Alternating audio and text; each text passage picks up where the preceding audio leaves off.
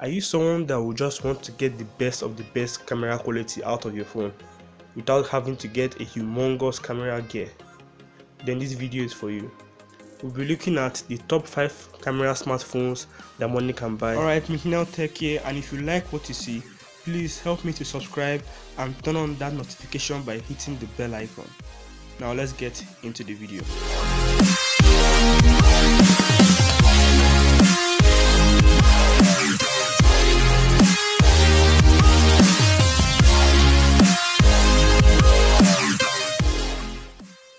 First off, we have the Oppo Find X2 Pro.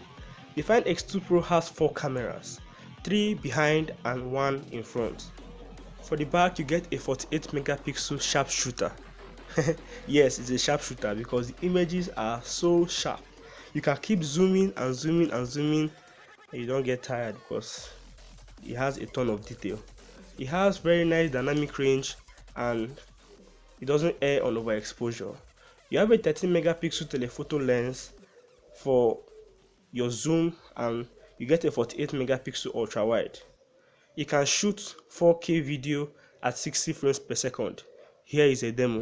Dedans et j'ai 0 idée. Non mais vraiment, c'est-à-dire qu'il n'y a personne qui l'ait vu. That was so cool. And for the selfie, you get a 32 megapixel selfie camera. It scored 124 points on the DxO Mark score, and that is really impressive for the Find X2 Pro.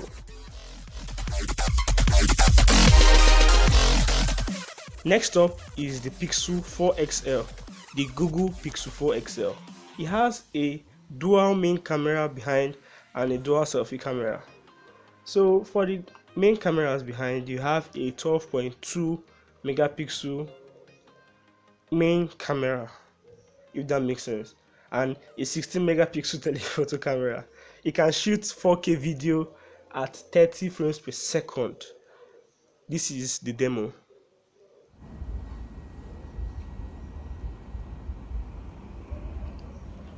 Another beautiful video. You can't believe that this video was shot on a smartphone.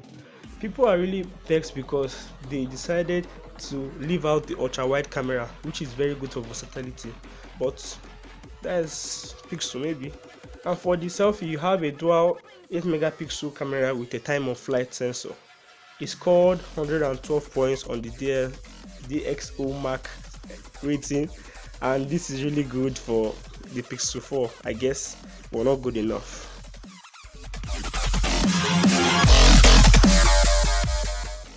Third on this list, we have the Huawei P40 Pro Plus. The P40 Pro Plus has a head-turning 7 camera setup. There are 5 at the back and 2 in the front. For the back, you get a 50 megapixel sharpshooter again. You get very good photos, a ton of dynamic range, and a little bit of overexposure, but not so bad. It's still very good for a smartphone camera. You get 8 megapixel telephoto with 10x optical zoom, 8 megapixel telephoto again with 3x optical zoom, and a 48 megapixel ultra wide camera with a time of flight sensor. It shoots up to 4K video at 60 frames per second. Here is the demo.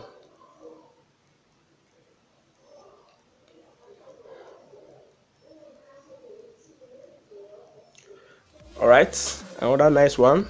And for the selfie, you get a dual selfie camera, 32 megapixels with a time of flight sensor, and a selfie can also get up to 4K 60 fps. It's called a whopping 128 points on the DxO Mark.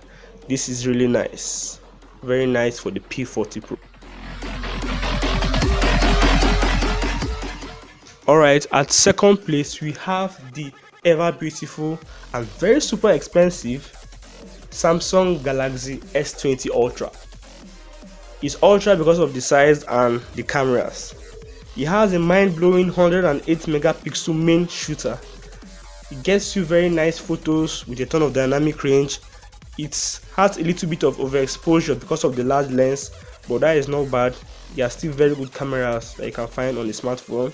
You can get up to 48 megapixels telephoto, 12 megapixel ultra wide, and a 0.3 megapixel time of flight sensor. It can shoot an amazing 8K video at 24 frames per second. Here is the demo.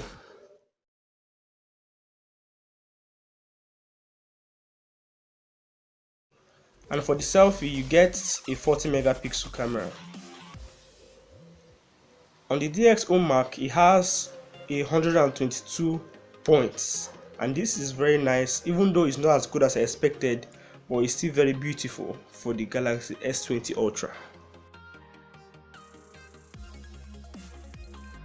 Alright, give it up guys for the king of the camera smartphones, for the emperor of the computational photography on any phone you have ever seen.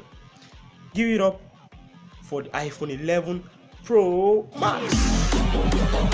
There are 5 cameras on this phone, right? You have a triple camera setup, all of them having a 12 megapixel designation. Well, I guess it's Apple, you can't do anything about that. The pictures are so clear. You have a ton of dynamic range and true to life images, true to life photos. They aren't overexposed. You can keep zooming. It's so wonderful. And for the video, you have up to 4K at 60 frames per second. Here is a demo.